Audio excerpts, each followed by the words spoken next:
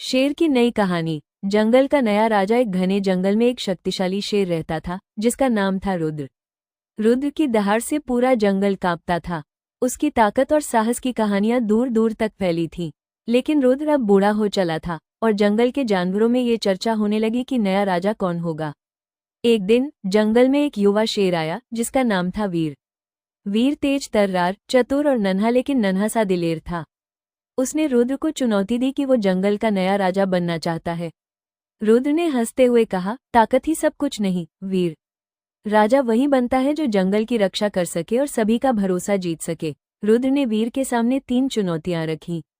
पहली चुनौती थी कि वीर को जंगल के सबसे ऊंचे पहाड़ पर चढ़कर वहां से एक विशेष फूल लाना होगा।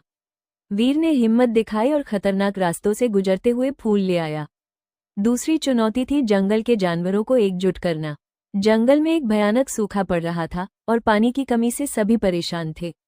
वीर ने नदी के पास एक गहरा गड्ढा खोदा और बारिश का पानी इकट्ठा करने का तरीका सुझाया। उसकी चतुराई देखकर जानवर खुश हुए और उसका साथ देने लगे।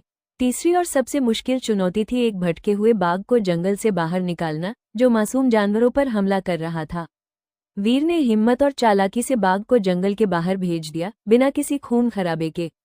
रुद्र ने वीर की हिम्मत, बुद्धि और दयालुता देखकर उसे जंगल का नया राजा घोषित किया। उसने कहा, वीर, तुमने साबित कर दिया कि सच्चा राजा वही है जो ताकत के साथ साथ दिमाग और दिल से भी राज करता है। और इस तरह वीर जंगल का नया राजा बना।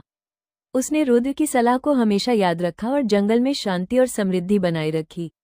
मोरल: सच्ची ताकत न केवल शारीरिक बल में बल्कि बुद्धि, साहस और दयालुता में भी होती है।